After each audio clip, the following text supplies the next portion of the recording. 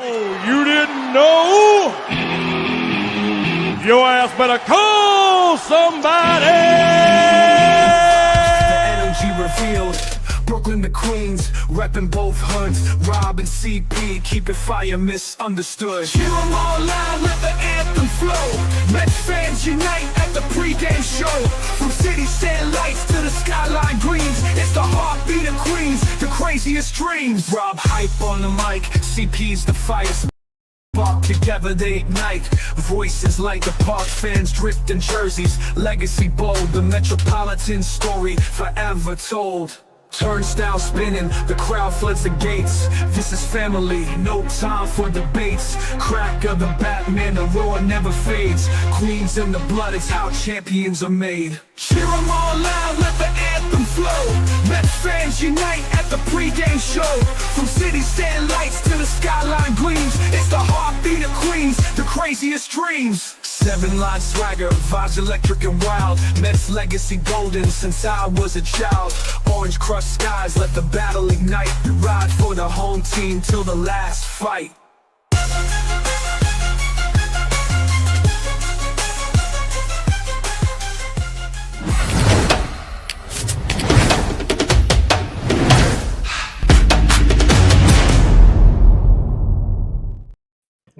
What's up, Mets fans? Welcome back to the Amazing Mets pregame show right here on the channel and on X. How is everybody doing on this Saturday, June 14th, as we coming off of a tough loss for our New York Mets, up big and blowing the game for many different reasons that we will get into.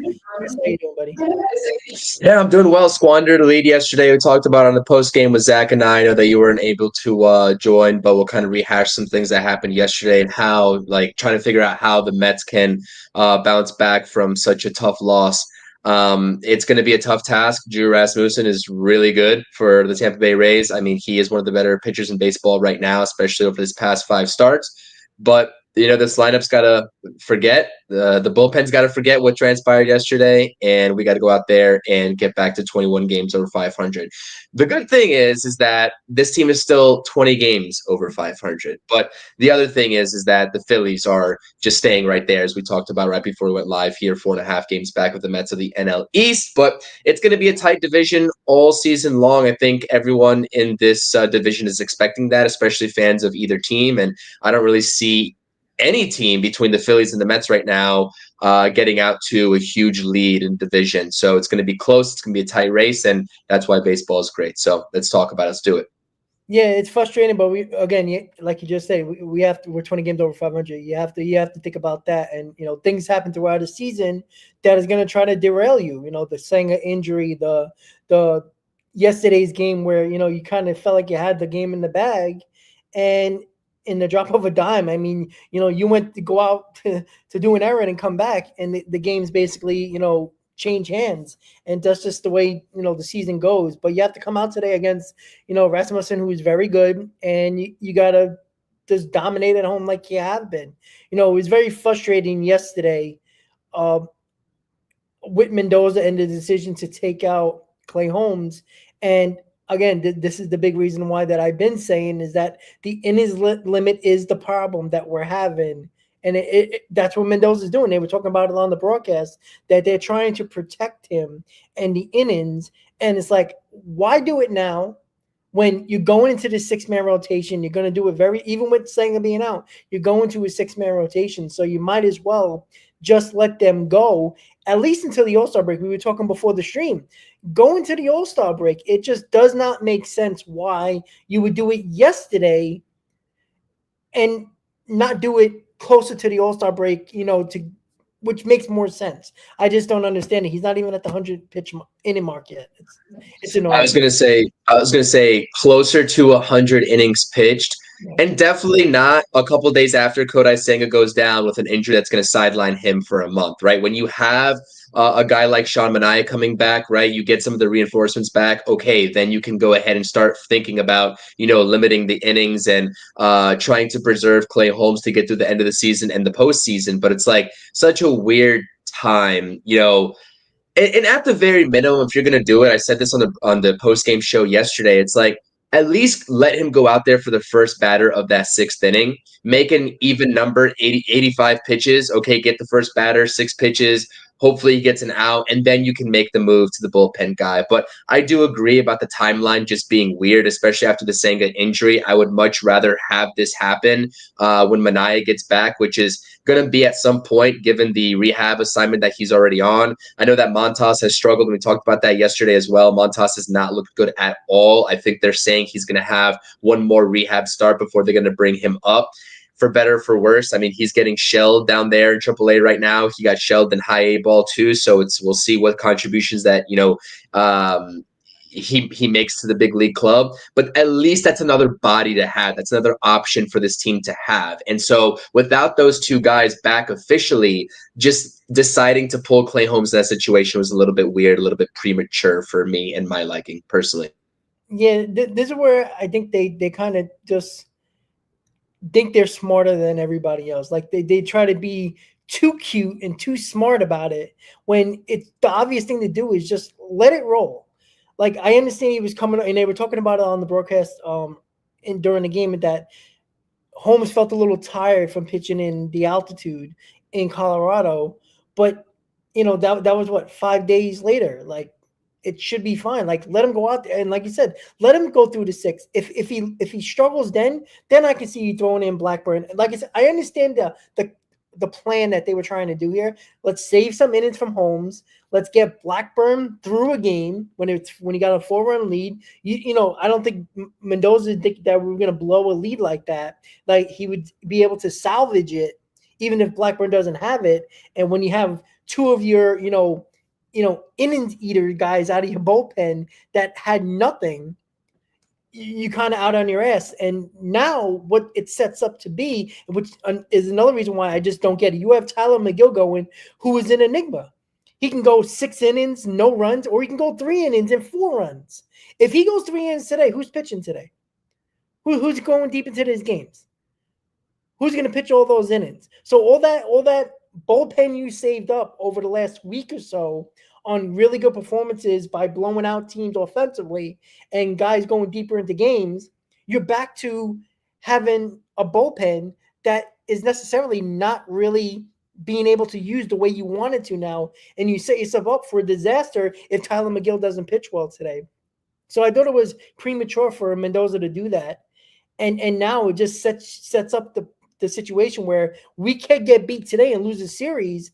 And not saying that it could be the offensive fault or the pitching fault, but a lot of things can happen now because of the decision that he made yesterday. And I just felt like they just try to be too cute in that situation for no reason. Like, yeah, we had a 5.5 game lead.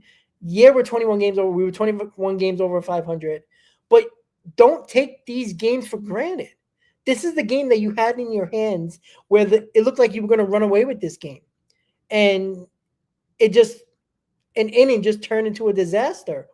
And look what happened. Now you had to fight your way back. Everybody thought, when Juan Soto hit that ball, I thought he crushed it, but he got too much topspin on it. And just, got to the warning track. But it's just got to be better. 100% got to be better. 111 miles per hour off the bat. I thought that was an upper deck shot from Juan Soto. That was, especially off the bat with the camera angle, and it ended up being a warning track. That was absolutely insane. The bullpen's in a little bit of a tough situation right now because essentially the outlook right now and what you have available, given the guys that pitched yesterday and Paul Blackburn, Kranick, Garza, is you've got Luis Castillo, Brazoban, Reed Garrett, and Edwin Diaz. And I didn't mention Ryan Stanek because Ryan Stanek has looked absolutely awful as of recent as well, especially his past couple of outings in Colorado and in the past series against the Nationals too, not getting the job done and putting Edwin Diaz in a really tough situation. So I think the bullpen will be, I would assume Brazoban and Garrett, if it's a close game, will be the first ones out of the bullpen in this game. But also on the flip side, too, the Tampa Bay Rays also used a lot of their relievers yesterday, and that Rays bullpen is legit. That Rays bullpen is absolutely insane. Multiple lefties that throw just gas, right? I forgot their names, but they're throwing 97, 100 miles per hour out of the bullpen. And the Mets had opportunities. That's the crazy thing about it. And the offense went 2 for 16 with runners in scoring position, especially in the later stages of the ball game when they had multiple opportunities to come back and tie it. hit, and they just simply couldn't get it done. Brutal at bats by Francisco Lindor. He looked out of sorts. Brutal at bats by Brandon Nimmo. He looked out of sorts, right? Situations where your top two guys are coming up with a man on second base, and they can't even move him over because they go back to back, striking out. That's like, the pitching aside that clearly didn't get the job done. Clay Holmes was phenomenal. Tip of the cap to Clay Holmes. Again, with the decision, definitely came out of the ball game a little bit prematurely. But in that situation, you expect Blackburn and Cranning to get the job done, especially Paul Blackburn. You know what I mean? Who had a phenomenal first outing as a starter against the Dodgers, coming back from the IL. So these guys just have to do their job. I mean, and I understand that it's kind of hard to start a game, then go back into the bullpen. Blackburn really doesn't have that much experience out of the bullpen in his career, but you got to lock the game down. I think that Mendoza trusted those guys a little bit too much. And Max Kranick as well, let's be honest, he started off the season really good, really well, was a huge part of this bullpen, but he has not looked the same in a while, even before his send-down. So they're going to have to figure something out with the bullpen. There's a lot of reports coming out right now that the Mets are really interested in higher leverage guys in the bullpen. And I think that is, a testament to not trusting a guy like, Ryan Stanek in high leverage situations, not being sure what the situation is going to be with Daniel Nunez when he gets back. Really, right now, your high leverage relievers at this point are Oscar Brazaban, Reed Garrett, and Edwin Diaz. And so, again, it makes all the sense in the world to bring in a high leverage guy in the bullpen. So we'll see what happens. But I think offensively is what I'm watching out for, and the difference in approach and the difference in at-bats, especially from the guy who gets another start after he looked terrible yesterday in Ronnie Mauricio. Ronnie Mauricio has not been swinging a good bat whatsoever. And the reason why is because he watches fastballs down the middle of the plate and he looks foolish on the off-speed pitches. There's no incentive for opposing pitchers to throw him anything but off-speed pitches. There's none.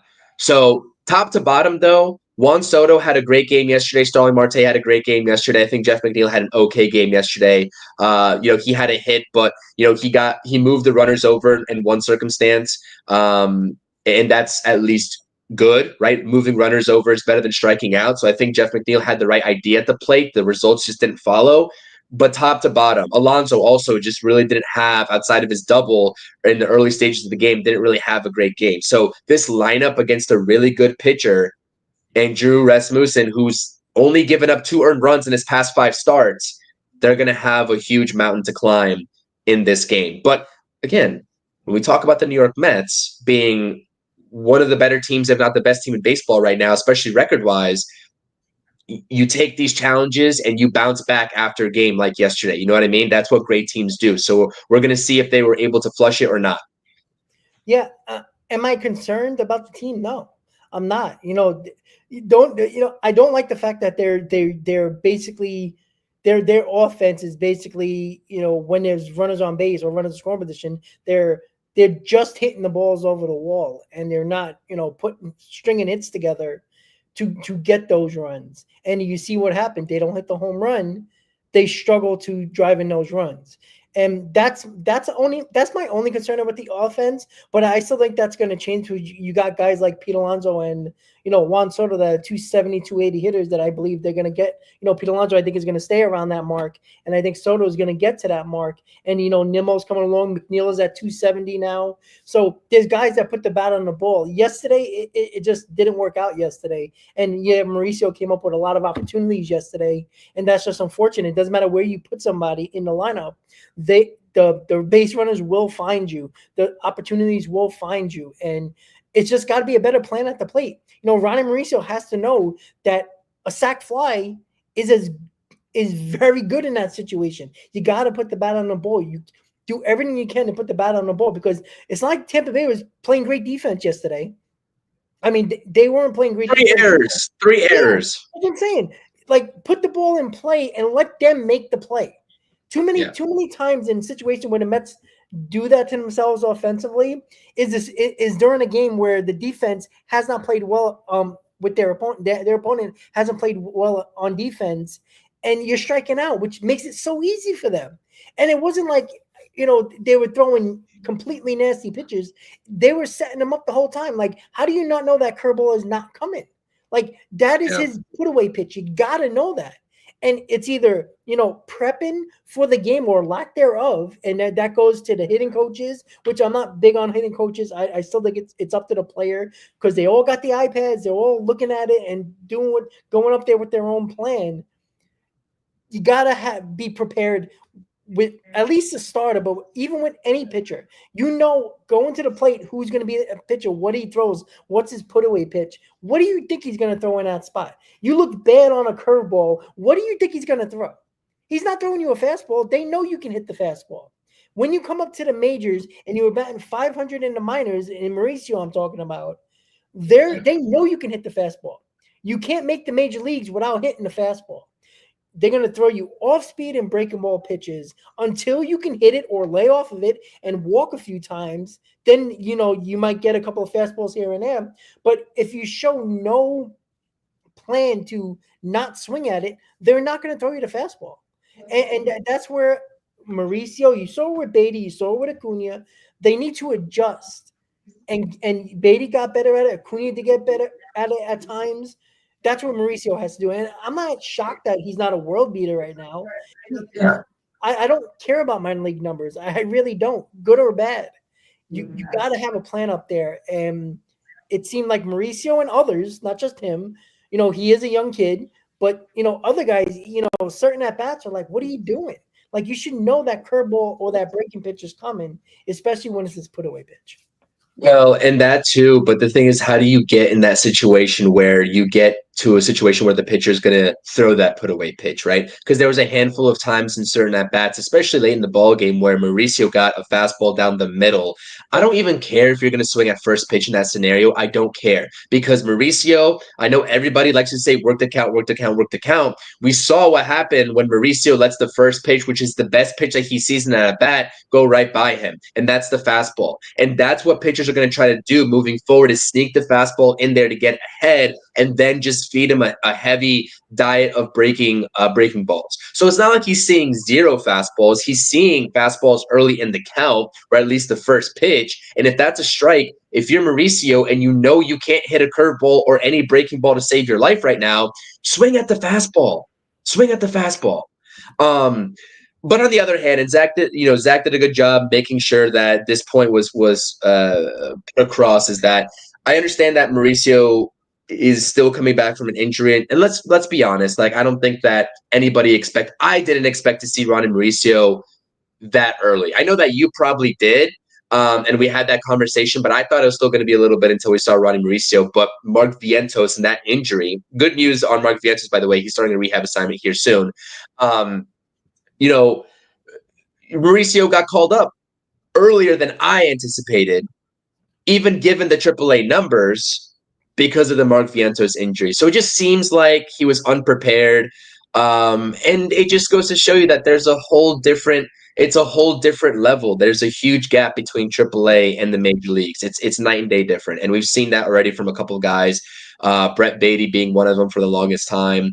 And that's just how the cookie crumbles. So we'll see what happens. And I hope that he can make the adjustment. But I will say, at this point, when Vientos comes back, I'm still thinking that we probably see Acuna go down, no? Or maybe we see Mauricio go down. I don't know. We'll see what happens when we cross that bridge. I think it's still going to be maybe another week and a half until we see that happen with Vientos going through the rehab assignment. But it's got to be a conversation. The thing is that he's getting plenty of opportunities. And as it relates to yesterday's game, before we delve into this game here in just a little bit, were you shocked? Because I was a little bit surprised. I was happy to see Mendoza stick with Mauricio, even given the end result of him not coming through.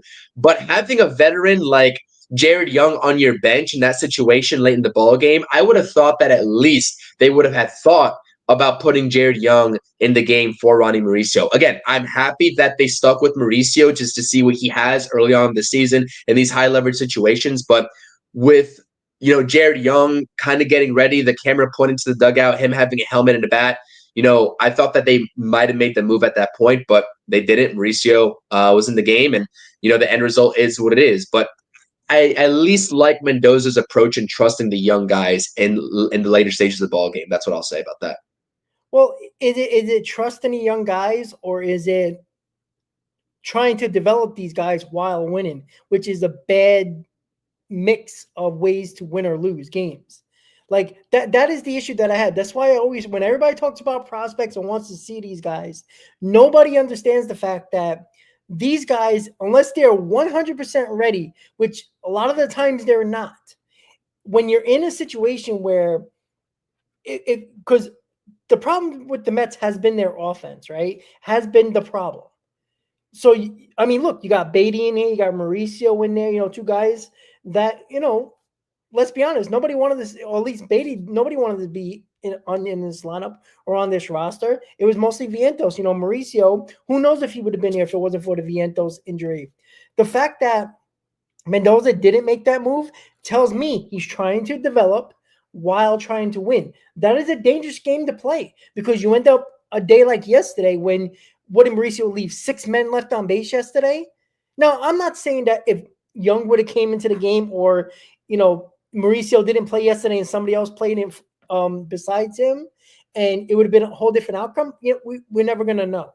But that's the problem that I have when you're trying to figure out what these guys are. Because let's be honest, guys, we don't know what Beatty's going to be. We don't know what Mauricio is going to be. And Acuna looks like he's on his way out into the minors and probably in a trade down the road. That's the way it looks. So they're trying to figure out who's going to help this roster in the short term and long term in this season, along with obviously in the future, while still trying to win ball games. This is why I don't like this type of situation that they put themselves in. It's nobody's fault but theirs. And that's what concerns me. And I'm not saying it's going to derail the season or anything like that. I'm not saying that at all. But it comes to a situation like yesterday when you brought up, why not put a veteran in there that might get, Young could have struck out just like Mauricio did. But you put up a veteran there who might have a better approach at the plate, a better at bat, or at least put the ball in play. Ron and Mauricio was clearly trying to do too much, or was in between in that at bat. That's a dangerous game to play while you're at the plate. So this is why I don't like guys that come up here if they're not going to be mainstays, because for all we know, Beatty might be off this team soon. Mauricio might be back in the minors. Acuna might be back in the minors. They might go out and get somebody else to replace those guys, or just use the veterans, or use the guys that have been injured. Like when Winker comes back, I know he's a long way away, but Winker and Vientos comes back, they might just use those guys. You won't see any of these young kids. Like, who do you want to see? Like, yeah, I want to see these young kids prosper as well. But are they going to actually make us win? Or is it going to be Winker and Vientos who's going to be the better option or better choice long-term during this season? That's the situation I think the Mets put themselves in, and now we're seeing it, where Mauricio got that spot because of that at bat, because of the fact Mendoza's probably in between. And that's not necessarily his fault. I just feel like he was like, all right, you know what? Maybe you really get this kid going even more if he gets this big hit. That's what he's thinking, even though the better option might have been Young, like you said, Chris. Yeah. I don't know. I think that, and I've always thought this, that there's just too many mouths to feed, so to speak, on this team with similar situations defensively, right? Especially third base, second base, and that working dynamic. DH. I mean, it's really hard to find the hot hand and continue to play the hot hand when you have so many guys that are going to sit for multiple days in a row. And I think that that's one thing that you and I, Rob, have talked about for the longest time with this team. It's like when someone finally catches the hot hand, and they're proving that they're coming around, and then they get sat for the guy that's been on the bench for 3 days in a row. And it doesn't make much sense. And then the counter argument to that is that, oh, everybody's got to stay fresh and ready. Okay, well, we're also trying to win games and have these guys get into a rhythm. And that just hinders the rhythm. And so I was never a fan of it. It's like, give me one DH and let's stick with that competent DH for the entirety of the season. Is Marte and Winker platooning when Winker gets back? a bad DH platoon? No, I think that it could be serviceable if the Mets decide to keep them around at the deadline, and that's fine. Both of these guys are going to be gone next year, so they need to get a solidified DH. And at this point, none of these guys, maybe outside of Vientos, I'm confident in being a long-term DH. Mauricio, if he keeps this up, not going to be it. Beatty, we'll see. We'll know the trajectory of this team, not only for the second half, but also for years to come and what they do this deadline and who they get rid of versus who stays.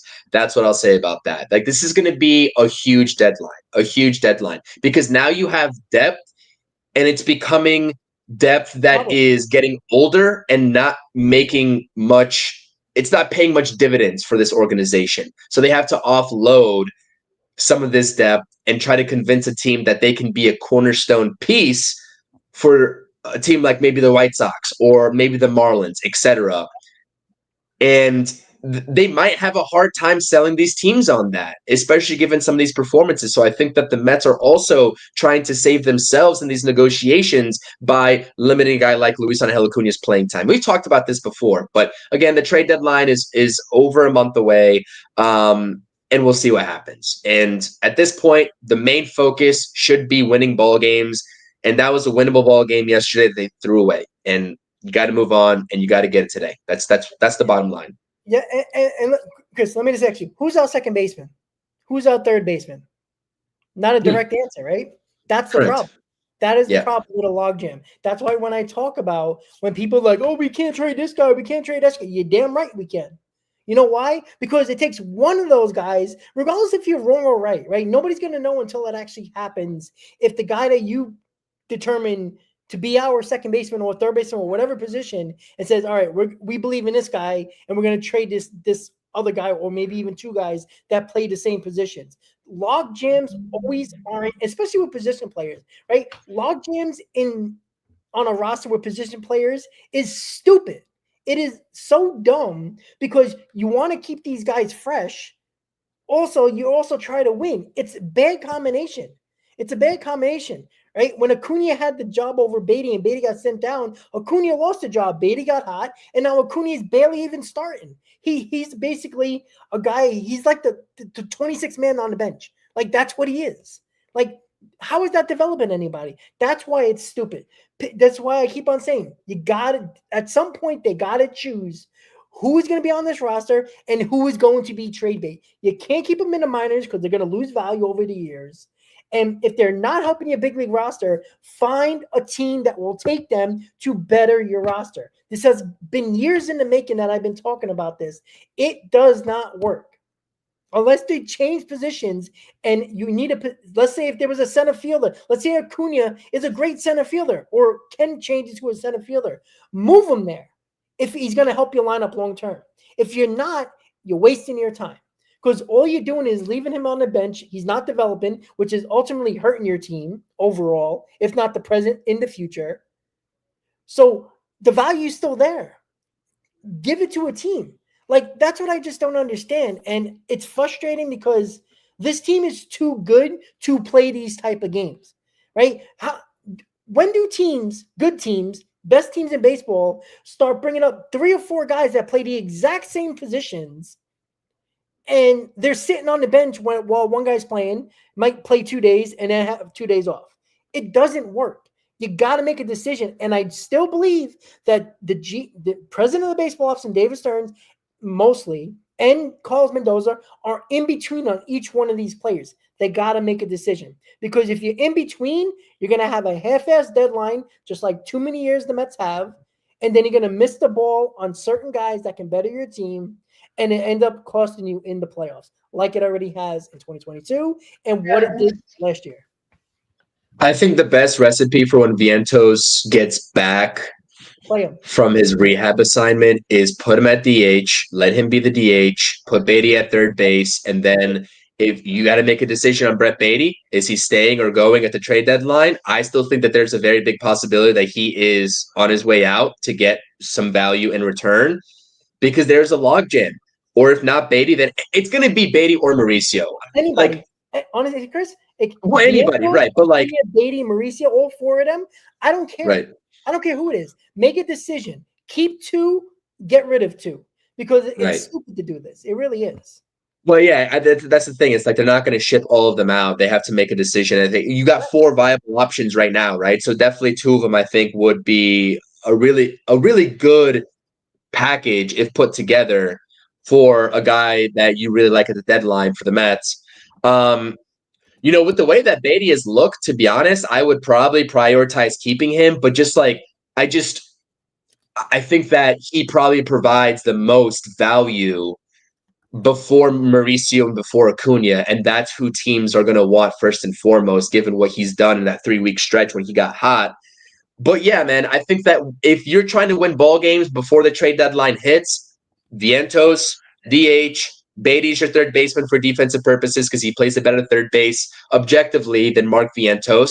And then you can, I guess, flip-flop McNeil and Taylor in center field. And if McNeil's getting the day in center field, then you can put a guy, if Acuna's still here, you can put a guy like Acuna there, or you could put Beatty at second base and put Vientos at third base and have a guy like Winker or Marte DH. And it's just like, I'm trying to do there's like so many numbers going on in my head right now. It's like all of these different combinations. And it's like, I don't envy the job of Carlos Mendoza trying to figure this out on a daily basis because, again, it's just like, too much to try to control and try to analyze. And this is why they have analytical departments, of course, but sometimes more options is not good. On the pitching side of things, having the most options is fantastic, but offensively, especially given a lot of variability, having too many options offensively isn't necessarily the best. And if these guys were 21, 22 years old, I would understand it, right? But they're 24, 25 years old, and it's not like they're prospects anymore. This is the make or break time. Mauricio doesn't have that much more time to prove himself. You know what I mean? And so that's the part of it that I think people lose in translation. They're not youthful prospects anymore. Acuna's a different story. He's 22. Okay, whatever. Same thing with Alvarez. He's still really young, right? He got a big head start. But Mauricio, Beatty, Vientos, this is their time right now to make the case of why they should be an everyday player for the New York Mets, not only right now, but moving forward past the deadline and in future seasons. So we'll see. We'll see.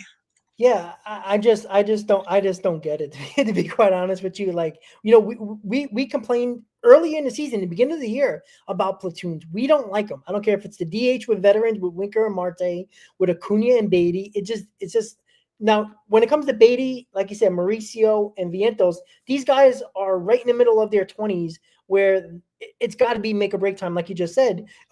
This is why I never wanted Acuna to come up in the first place, because I knew this was going to happen. He was not going to be a guy that was going to get enough playing time, especially offensively where he needs the most work. You're not going to get the reps, because if you start losing games and you're not playing well, he's not going to be in the lineup. And you've seen it. This is why Beatty and Mauricio is in the lineup almost every day now. Now, has he helped this team with his speed? Absolutely. Has he helped this team in defensive replacements late in games? Absolutely. But we know he can run. That's developed. We know he's good defensively. That's developed. Guess what isn't developed? His bat. And his speed is useless, especially for 4 at-bats a game, if he's not going to put the bat on the ball. He needs time to improve and get better and develop. You can't develop at the big league level and try to win ball games. It doesn't work. It never works, right? When Beatty came up a couple of years ago, the Mets were kind of in between here and, trying to, become the team that we think they could be, like they are now. But when you're consistently trying to win, you don't play those games. When you bring up a prospect, it was like something like Michael Conforto in 2015, where you needed that spark. Like, they believed he was ready. They gave him the starting job, and he took off and it helped the offense. And look what happened. And obviously the Cespedes trade and all that. But that's the type of momentum we need. We needed, like last year, Vientos. They gave him the starting job when Beatty failed, and he took off. You got to give these guys the job or give it to somebody else. Don't play mix and match, because it's never going to work. Give them the job. And that's why I like Beatty and Mauricio every day, because it's stupid to talk about Acuna, because it's worthless right now. Is he going to come in the pinch run? Because that's what he's going to do. Is he going to have a defensive replacement? That's what he's doing. The kid's not getting developed where we need him to. And Beatty and Mauricio are the guys right now. When Vientos comes in, if he's going to be the DH, fine. But play him every day. I don't want to see this nonsense of, playing him twice, giving him a day off. Playing him twice, giving him a day off. It's stupid. It just doesn't make sense. It's not a winning model. It's an in-between model that will burn you when it matters the most, in my opinion. Yeah. How can we win today's game, Rob? How can we win today's game? God. Tyler McGill, don't blow up in 3 innings. I think that's the key. I think the Mets are going to keep this game close. I think the offense is not going to be great today, to be quite honest with you, because Rasmussen has just been outstanding. I'm hoping for Tyler McGill to have a really good start, because I think this is a start where I think even he knows this might be one of his last starts. Maybe one more after this, because Montez is coming back. I know goodness. Senga injury, he's probably going to be in there, but there's no guarantee that Blackburn might not take his spot. Or, because if McGill puts his bat again, I don't know what you're going to do with him. Like, you're going to throw him out there again? So, McGill, can you give me 5 or 6 innings today with 2 or 3 runs? I think the Mets can win a ball game like that. They blew a game yesterday. They scored 5 runs. Like, that should have been a ball game. It should have been a ball game. You score 5 runs today, I feel confident that the Mets can win. But it has to be a better performance by Tyler McGill. Yeah, he's gone 6 innings plus only twice this season. So, I mean, he's just not an efficient pitcher. Let's be real. I mean, he's just not an efficient pitcher. Efficiency is David Peterson, right? And what he did a couple days ago. That's efficient, right? I mean, there was some hits against him. The defense made great plays behind him, but it's like Tyler McGill, if he doesn't have his command, which is often, he's got great stuff, but like, can he command that stuff? And it's just usually a no, to be honest. And that's why he's only going 4 2/3 or 5 innings pitched. So we'll see what kind of start he has today. Again, Drew Rasmussen has really, really good stuff. I mean, he throws all 3 variations of a fastball, 4-seam, cutter, sinker, really good, really evenly distributed, and he has a sweeper to go along with that for his off-speed pitch as his 4th pitch. But yeah, I think it does start with Tyler McGill. And it starts with this offense, too, trying to set the tone, because, yesterday, it's like, what more can you ask for in a game like yesterday? I hate talking about yesterday, but it's like 5-1 lead. Like, that's great. Yeah, they gave up. They're 2 for 16 with runners in scoring position, which is awful. But it's like, you have a 4-run lead. You should be able to preserve that. Yeah. So we'll see. And I see a lot of people talking about Jose Butto as well. It's like, Jose Butto didn't look great for a while there, but he's not let up a run in his last 5 outings, which is awesome. So, yeah, I think it starts with Tyler McGill. I definitely agree with you. We'll see what version of Tyler McGill we get today against a pretty underrated Tampa Bay Rays lineup. I mean, the names won't wow you on paper, but they got really good production and they hit the baseball hard. And it was only a matter of time before they came around yesterday. And they did come around. Yandy Diaz, Josh Lowe, who's 2 for 3 with the home run in his career off of Tyler McGill. And that's also an underrated thing about this series, is that for the most part, especially in this game, right, the Tampa Bay Rays lineup hasn't really seen Tyler McGill before in their careers, and this Mets lineup, I don't think anyone, if I'm not mistaken, has faced Rasmussen. So we'll see. It's a fresh start, and the ability to go out there and do some damage against a guy that you've never seen before. But the pace in which Drew Rasmussen has been on for the past 5 outings it's undeniable. So you hope to change that. And the Mets actually did a really good job against Mackenzie Gore, who coming into his last start against the Mets, I know he only gave up 2 earned runs, but the Mets were really making him work. I hope to see the same thing in terms of the approach and at-bats, because Taj Bradley yesterday was doing a really good job with his curveball, but he lost command of his best pitch, and the Mets were just simply making him work thereafter and push him out of the ball game early, which is good. And that help them get deep into the Rays bullpen, which is also phenomenal to set them up for a game like today, because you got limited options if you're Cash, the manager for the Rays. So take advantage, even this series up, and let's talk about taking a series tomorrow. That's what I would like to see for sure. Yeah, and the offense doesn't have a problem getting on base. Like, that's the most frustrating part. Like, they find their way on base with walks, even with hits. right? They find ways to get on base. Like they constantly got like they leave between they have about what 12 to 16 men on base on almost every game. And it's a minuscule number that they bring in. Like if they were again, we talk about this, if they were only average, not just with runners in scoring position, but guys on base, it would be a totally different conversation. They get on base. They just got to capitalize. Like step on their throats. Like yesterday, they got their runs and then it is kind of like fell off the map. It's amazing how fast it happens, but it's been constant with this offense. And at some point, it's got to change, or we're going to keep on talking about the same issues where we're losing games like we did because we couldn't score any runs.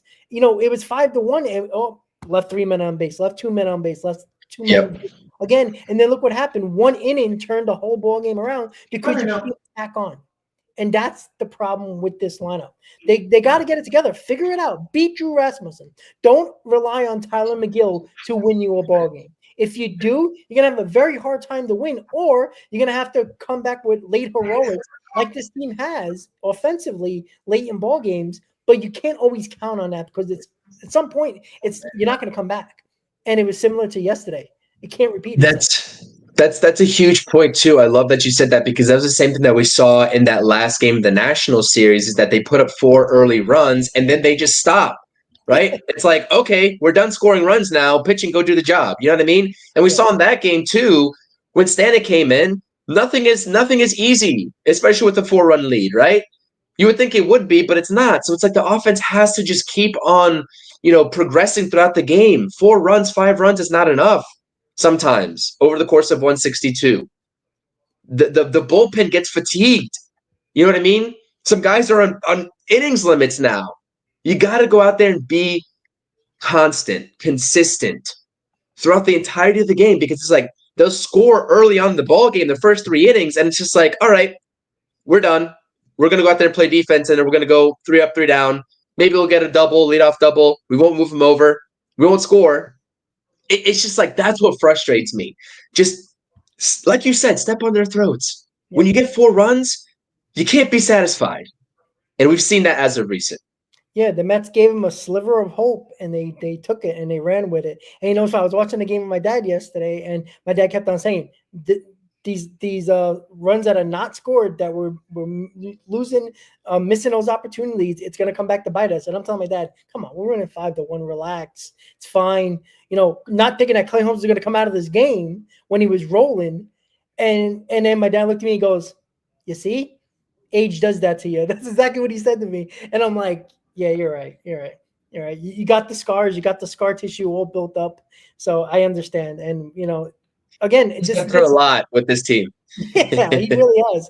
And he's seen 2 championships in his lifetime, and all the scars of 73 and 86.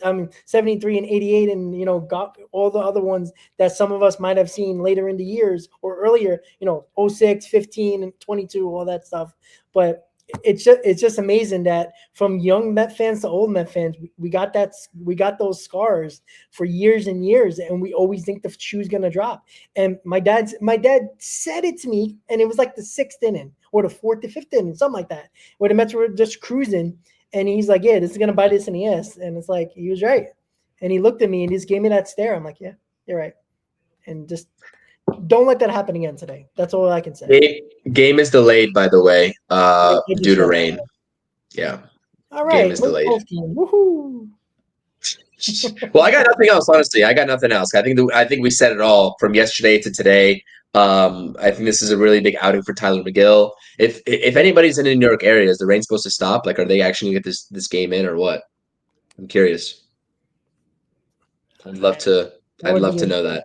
I don't know what the radar is like. Let me check the radar. Let's see. It's a little chilly out there. It's 60 degrees. What's going on? Let's see. It says 78% now, but let me just double check the AccuWeather forecasts on the channel. It might be delayed for a while. I mean, it looks like the radar is just gonna. It says light rain. So let me check the hourly stuff. I mean, it shouldn't. I mean, right now, the game might not start until like 6 or 7 because it's like 58% chance or more. And if it's already raining, it's delayed. They got to Yeah, get it's the going to be field heavily ready. delayed. They're probably about 6 o'clock. The game might start. So, all Yeah, right, it's gonna be delayed a few hours, I would we'll say. be here in post game. Whenever the game ends. Yeah, around six ish. I heard, says John. Yeah, it looks like it's gonna be delayed. So more time for these hitters to go back into the cages and get their minds right. I guess you know what I mean. But Yeah. yeah, Rob, you got anything else? Because I got nothing else to be honest for No, this game. just play better, and if you got opportunities to get the runs in, get them in. Don't leave it to Tyler McGill. That's my final Yeah, thoughts. all right, I like it. I got nothing else. I think we've exhausted the all the conversation. So take us home, Rob. Take us away here. Yeah, guys, just enjoy the game whenever the game starts. I'm assuming it's going to start sometime around 6 or so because the rain's not supposed to let up until 5, little after 5. So get the field prep. 6:30 game time. Whenever the game ends, we'll have a post game for you. I'm off the next couple of days, so I'll do as many shows as I can. But we will be doing a post game whenever that happens. Yep. Let's get a win today, and let's give ourselves a chance tomorrow to win a series. Let's do it. Let's go Mets, and we'll see you all later tonight. Peace. Let's go Mets.